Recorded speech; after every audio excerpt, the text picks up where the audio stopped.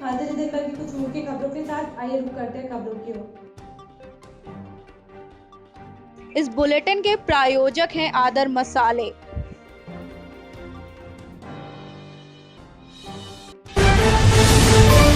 बाराबंकी के टिकैत नगर क्षेत्र के लोगों में देश के प्रधानमंत्री नरेंद्र मोदी को आगामी 5 अगस्त को राम जन्मभूमि पर भूमि पूजन कर शिलान्यास करने को कहा है, जिसको लेकर देश और प्रदेश के लोगों में काफी उत्साह दिख रहा है।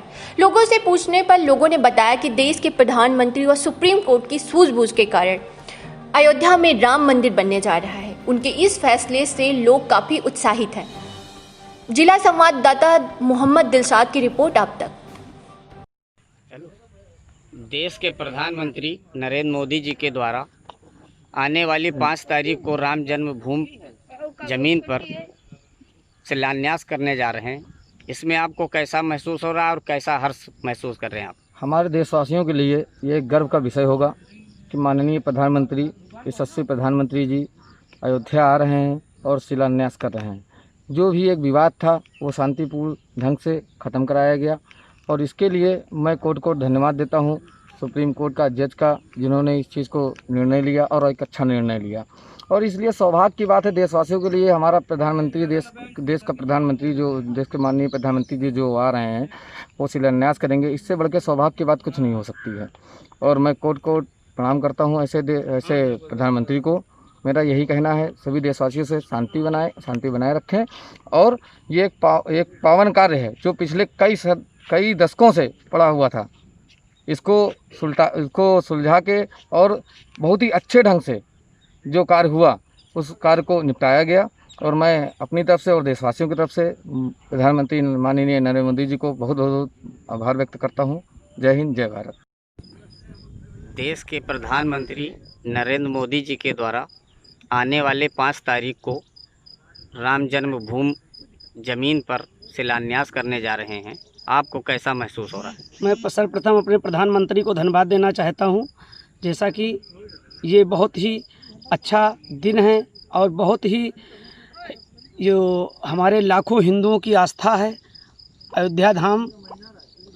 बहुत ही हर्ष का विषय है कि हमारे यशस्वी प्रधानमंत्री अपने कार्यकाल में इस लाखों हिंदुओं की आस्था को लेकर और सैकड़ों वर्ष से चले आ रहे इस मुद्दे को अपने कार्यकाल में उन्होंने शांतिपूर्व व कहीं पर भी कोई लड़ाई झगड़ा न होते हुए इस जो हमारा ये कार्य है राम जन्मभूमि और बाबरी मस्जिद का विवाद सुलझाने का प्रयास किया। मैं हृदय से धन्यवाद देना चाहता हूं। और बहुत ही हर्ष का विषय है और बहुत ही हर्ष का ये माहौल रहेगा हमारी अयोध्या की धरती पर। जिस समय हमारे यशस्वी प्रधानमंत्री अयोध्या की धरती पर आएंगे, उनके कर कमलों द्वारा राम जन्मभूमि की मंदिर का भूमि पूजन व शिलान्यास उनके कर कमलों द्वारा किया जाएगा। टिकैत नगर बाराबंकी के कोतवाली टिकैत नगर के तेज तर्रार कोतवाल ब्रजेश कुमार वर्मा ने कोरोना महामारी को देखते हुए आज टिकैत नगर व क्षेत्र में सघन चेकिंग अभियान चलाया, जिसमें जो लोग बिना मास्क के टहल रहे थे उनका चालान किया गया। 2 पहिया वाहनों पर भी जो लोग बिना मास्क के व बिना हेलमेट के बिना कागज के मिले उनके भी खिलाफ चालान काटा गया। राजस्व वसूली भी की गई। जो लोग बिना मास्क और बिना हेलमेट के घूम रहे थे उन लोगों में हड़कंप मच गया। मौके पर मौजूद रहे कोतवाल ब्रजेश कुमार वर्मा व अतिरिक्त प्रभारी निरीक्षक सत्येंद्र कुमार सिंह, उप निरीक्षक जवाहर पाल, कांस्टेबल सोनू वर्मा, सूरज जायसवाल, रोहित यादव, शिव बहादुर आदि पुलिसकर्मी मौजूद रहे। जिला संवाददाता मोहम्मद दिलशाद की रिपोर्ट आप तक। टिकैत नगर बाराबंकी क्षेत्र के नगर पंचायत टाउन एरिया टिकैत नगर में सिरौली गौजपुर एसडीएम प्रतिपाल सिंह चौहान व नगर पंचायत अधिशासी अधिकारी कीर्ति सिंह, शिकायत नगर कोतवाल ब्रजेश कुमार वर्मा, खाद्य पूर्ति अधिकारी ओमकार यादव की संयुक्त टीम ने नगर पंचायत टिकैत नगर में पॉलीथीन अतिक्रमण व गंदगी पर एक सघन अभियान चलाया, जिससे मौके पर व्यापारियों में हड़कंप मच गया। इसी कड़ी में श्रीराम पुत्र घनश्याम के पास 2 किलो 50 ग्राम पॉलीथीन पाई गई, जिसके लिए उनको 5,000 का जुर्माना देना पड़ा। हुकुम किराना स्टोर पर पॉलीथीन पाए जाने पर 5,000 का जुर्माना वसूला गया व नौमी लाल किराना स्टोर पर 7,000 का जुर्माना पॉलीथीन पाए जाने पर किया गया। लालजी किराना स्टोर पर पॉलीथीन पाए जाने पर 1,000 का जुर्माना किया गया। साथ में मुमताज फल वाले के ठेले पर पॉलीथीन पाए जाने पर 2000 का जुर्माना किया गया। निर्मल यज्ञ सैनी की चाट की दुकान पर गंदगी पाए जाने पर 500 का जुर्माना वसूला गया। एसडीएम की अचानक कार्रवाई से व्यापारियों व लोगों में हड़कंप मच गया। कोरोना महामारी संकट की वजह से पूरे गांव में किया गया सैनिटाइजेशन। जहां एक तरफ कोरोना वायरस ने देश भर में अपना कहर बरपा रखा है, ऐसे में इस महामारी से लड़ने के लिए प्रशासन मैदान में उतरकर रात दिन जंग लड़ रहा है। ऐसे में वही ग्राम प्रधान भी अपने ग्राम पंचायत में ग्रामीणों को इस महामारी के संकट से बचाने के लिए मैदान में उतरकर कोरोना वायरस से लड़ते हुए दिखाई दे रहे हैं। विकासखंड मोहनलालगंज ग्राम सभा सिसंडी के ग्राम प्रधान अशोक वर्मा के द्वारा ग्राम पंचायत के सभी ग्रामीणों को इस महामारी से बचाने के लिए गांव और गलियां नालियों को सैनिटाइज कराया गया। इस मौके पर ग्राम सचिव वंदना शर्मा ने लोगों से बातचीत के दौरान कहा कि इस समय देश संकट से जूझ रहा है और हर व्यक्ति की जिम्मेदारी बनती है सरकार के साथ कंधे से कंधा मिलाकर अपने कर्तव्यों को निर्वाह करे और लॉकडाउन का पालन करे, घरों से बाहर ना निकले, तभी इस महामारी की जंग को मात दिया जा सकता है। स्वच्छता अभियान के अंतर्गत पूरे गांव को सैनिटाइज कराया गया। चालक ने सरकारी कर्मचारी को कुचला, मौके पर ही मौत। राजधानी लखनऊ के पारा थाना क्षेत्र में सड़क हादसे के दौरान एक सरकारी कर्मचारी की मौत हो गई। सूचना पाकर मौके पर पहुंची पुलिस ने ट्रक ड्राइवर सहित ट्रक को अपने कब्जे में ले लिया। वहीं शव का पंचनामा भर पोस्टमार्टम के लिए भेज दिया गया है। जानकारी के अनुसार मुख्यालय नगर नियोजन विभाग उत्तर प्रदेश में कार्यरत अरुण कुमार वर्मा लगभग उम्र 38 वर्ष, पुत्र स्वर्गीय ओम प्रकाश सिंह निवासी मौला बाकीपुर हसनगंज उन्नाव अपनी बाइक यूपी 35 AY 7634 बुद्धेश्वर चौराहे पर किसी कार्य के लिए आए थे, जहां ट्रक चालक ने ट्रक को लापरवाही से चलाते हुए जोरदार टक्कर मार दी, जिनकी मौके पर ही मौत हो गई। सूचना पाकर पुलिस ने आरोपी ट्रक चालक सहित ट्रक यूपी 78 DN 2275 को कब्जे में ले लिया। वहीं मृतक के शव को पंचनामा भर पोस्टमार्टम के लिए भेज दिया गया है। ट्रक चालक को बचाने में जुटी पुलिस। घटना के बाद पुलिस ने मौके से ट्रक चालक व ट्रक को कब्जे में लिया। पुलिस ने ट्रक नंबर तो मीडिया को बता दिया, लेकिन ड्राइवर का नाम नहीं बताया। कई बार पूछे जाने के बावजूद भी पुलिस यह कहकर बात टालती रही कि आरोपी चालक को थाने में भेजा गया है, वहीं से उसका नाम पता चल जाएगा, जबकि थाने के कर्मचारी यह कहकर बात टालते रहे कि मोहान चौकी का मामला है, चौकी प्रभारी से संपर्क करिए। CO काकोरी, इंस्पेक्टर पारा त्रिलोकी सिंह, मोहान चौकी in charge Vinay Singh, police commissioner, media cell प्रवक्ता सहित बीट के सिपाही से भी आरोपी चालक का नाम पता पूछा गया, लेकिन किसी ने भी आरोपी चालक का नाम नहीं बताया। CBSE की कक्षा 10वीं व 12वीं की परीक्षा में पृथ्वीराज चौहान एजुकेशन सेंटर भौती के छात्रों ने विद्यालय का नाम रोशन किया। कानपुर में आज पृथ्वीराज चौहान एजुकेशन सेंटर भौती में जो भी छात्र छात्राओं ने अच्छे नंबरों से पास किया था, आज इस अवसर पर विद्यालय के चेयरमैन दीपू चौहान ने सभी टॉपर छात्रों को मुंह मीठा कराते हुए सम्मानित किया और आशा व्यक्त की कि वह छात्र आगे चलकर भारत के देश का गौरव बढ़ाएंगे। विद्यालय के प्रधानाचार्य संदीप सिंह ने छात्रों का हौसला अफजाई किया और कहा कि यह परिणाम शिक्षकों और विद्यार्थियों की कठिन मेहनत और लगन का परिणाम है। विद्यालय सदैव अपने छात्रों के सर्वांगीण विकास के लिए सतत कार्यरत रहेगा। पृथ्वीराज चौहान एजुकेशन सेंटर के टॉपर छात्र और छात्राओं के नाम कुछ इस प्रकार हैं। 12वीं के छात्र पारस यादव 95.5, विशाल भदौरिया 90%, जागृत मिश्रा 87% व हर्षल यादव 86% अंकों के साथ CBSE बोर्ड में विज्ञान कॉमर्स वर्ग में प्राप्त किए हैं। एवं इसी प्रकार कक्षा 10वीं में जय सिंह 97%, अवनी कटियार 95%, रिया शर्मा 94%, अर्पित Chauhan 92%।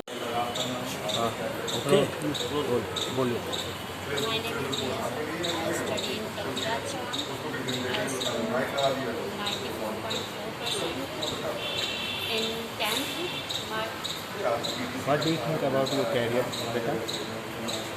My dream to become a IAS. Good. And I study in Prithviraj Chauhan Education Center. My result is 95.6%, and I want to become a civil servant in future. And I also want to study computer science. What do you think about your career? I want to become a good human, not about any post.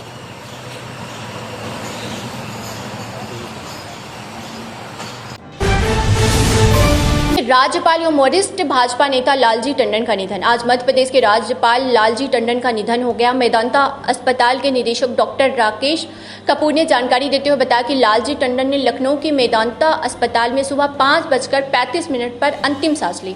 Lalji Tandon के निधन के बाद उनके बेटे और UP सरकार में मंत्री आशुतोष टंडन ने ट्वीट करके कहा कि बाबूजी नहीं रहे।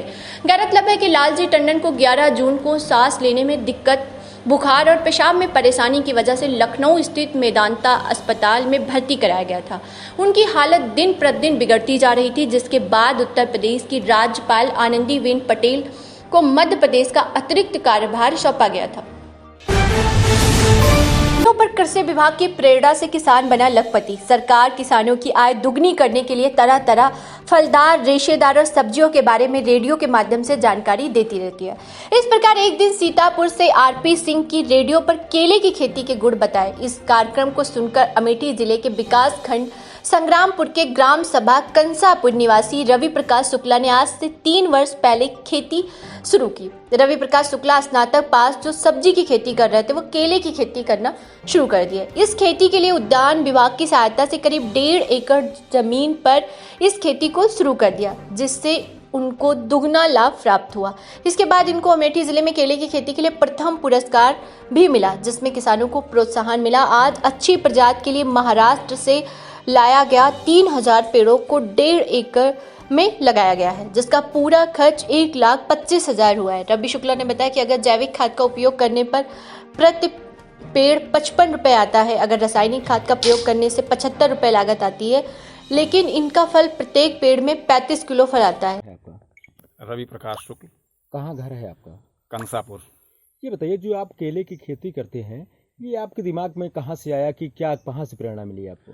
प्रेरणा हमको मिली रेडियो के माध्यम से। सीतापुर के एक किसान है आरपी सिंह जी, उन्हीं से हमको प्रेरणा मिली। पहले हम सब्जी की खेती करते थे, उसमें भी बढ़िया लाभ था, लेकिन चूंकि इसमें इकट्ठे वार्षिक फसल होती है, ज़्यादा मुनाफा कमाने के लिए इसको किया हमने, इसमें सफल हैं। ये बताइए, कितना आपका लगभग लागत आता है, कितना आपको लाभ इसमें मिल जाता है? एक पौधे पे अगर कंपोस्ट का सहारा लिया जाए, जिस किसान के पास गोबर की सड़ी खाद है या मुर्गी की सड़ी खाद है, उसको अगर आप डालते हैं तो आपका केला 50 से 55 रुपए में तैयार हो जाएगा। और अगर आपके पास ये नहीं है तो आपकी लागत 70 से 75 रुपए एक पौधे पे आ जाएगी। ये बताइए, आपकी योग्यता क्या है, आपकी पढ़ाई कितनी की है? स्नातक। इसके बाद आपके दिमाग में कैसे स्नातक के बाद कृषि की तरफ रुझान क्यों आया? कहाँ से आपको? कृषि की तरफ जब रोजगार कहीं नहीं मिला तो ज़मीन अपने पास थी 2 हेक्टेयर करीब, तो फिर कृषि में लग गए। थोड़ा सा शौक था हमारा खेती करने का। तो आपको यहाँ से स्थानीय प्रशासन, आपको प्रौद्योगिकी संस्थान या किसी माध्यम से कोई मदद मिल पा रही है आपको? हाँ, मिल पा रही। उद्यान विभाग से हमको मदद मिल रही है। क्या मदद मिलती है, किस प्रकार का? अब इस पे हमको, जैसे हमने टपक सिंचाई का हम प्रयोग कर रहे हैं जी, ड्रिप इरीगेशन जिसे कहते हैं, तो इस पे हमको 90% अनुदान मिला। जी। और एक केले के पौधे जो रोपण करते हैं हम, नवीन पौधरोपण पे, इस पे जो है एक पौधे पे लगभग 10 रुपए प्रति पौध के हिसाब से अनुदान मिलता है। ये बताइए, आपने कितने लगभग केले की खेती कितने बीघे में की है? इस समय हमारी 3 बीघे में केले की खेती है। कितने पौधे आपने लगाए हैं? 3000 पौधे जी। इसमें बताइए, कितने लगभग कितने का तैयार होगा, कितना लागत लगी होगी? लागत लगी है कितने का? लागत हमारी अभी तक टोटल 1,25,000 के करीब लगी है। अब इसमें और कुछ खर्च नहीं है। अच्छा, फिर बिक्री क्या होगी, मतलब इसका बचत उम्मीद क्या है आपको? बिक्री हम लोग मिनिमम रेट 10 रुपए का मान के चलते हैं। जैसे पिछली साल 15 रुपए में बिका था, अगर उस हिसाब से इस साल बिकता है तो आप समझ लीजिए कि 3000 पौधों में लगभग जो है 800 कुंतल के आसपास जो है केला होगा। लगभग क्या अमाउंट आएगा, लगभग जो सर आपको क्या लाभ मिलेगा? अमाउंट अब 7 से 8 लाख रुपए के आसपास आना चाहिए। अच्छा, एक पेड़ में कितना वजन का होता है ये घई मतलब? अब घार देखिए 40 किलो तक भी जाती है, लेकिन एवरेज जो आता है, किसी पौधे में बहुत बड़ी घार लगती है, किसी में छोटी लगती है, तो एवरेज जो आता है वो 25 से 30 किलो का आता है। मतलब आप केले की खेती से खुशहाल हैं आप? हाँ, खूब खुशहाल हैं। और किसानों को क्या कहेंगे खेती की? और किसानों को कहेंगे नहीं, हमने करीब 50 किसानों को जोड़ा है। 50 किसान खेती कर रहे हैं, बढ़िया मुनाफा कमा रहे हैं। और प्रतिदिन करीब 1-2 किसान, 3 किसान हमसे सलाह लेते हैं फ़ोन से आ करके। आज भी पड़ोसी जनपद प्रतापगढ़ के जो है 2 किसान आए थे, करीब 2 घंटे तक खेत पे रहे, जानकारी लिए। वो भी आज सम्मानित भी किए गए हैं क्या? जी। किस चीज में, किस टिश्यू कल्चर केले की खेती में जनपद में प्रथम पुरस्कार हमें मिला था। अच्छा, किस सत्र का है ये 2018-19 का। अब से आप कर रहे हैं खेती केला की? केले खेती अब की हमारी तीसरी फसल है, 3 साल से हम कर रहे हैं। पहले साल कितना फायदा मिला था आपको? पहले साल तो फायदे के लिए लगाए ही नहीं थे, मात्र 500 पौधे। लोग डरा रहे थे आस पड़ोस के केले की खेती यहाँ सफल नहीं होगी, होगा नहीं, तो 500 पौधे ट्रायल में लगाए थे। वहीं से जब सफल हो गई खेती तो हम फिर बढ़ाते चले गए। अब कितना फायदा आ रहा है? पिछले वर्ष फायदा आया था? पिछले साल 2 लाख रुपए लगभग कमाए थे, लेकिन टिश्यू कल्चर अच्छी क्वालिटी का नहीं था, इसलिए मुनाफा कम हुआ। ये उम्मीद क्या कर रहे हैं, डबल होगी आपकी? हाँ, डबल होगी, डबल होगी। ये फल कहाँ जाता है आपका? फल यहीं सब व्यापारी खेत पे आ जाते हैं, खेत से बिक जाता है, मंडी की तलाश करने की जरूरत नहीं केले खेत में। नहीं, यहाँ से फल कहाँ कहाँ बिक जाता है? प्रतापगढ़ भी जाता है, फैजाबाद भी गया है, और अमेठी के व्यापारी अपने ये सब ले लेते हैं। ठीक। खबरों का सिलसिला यूं ही जारी रहेगा मेरी यानी तृप्ति के साथ। कल फिर हाजिर होंगे कुछ बड़ी खबरों के साथ। अब तक को समय देने के लिए धन्यवाद।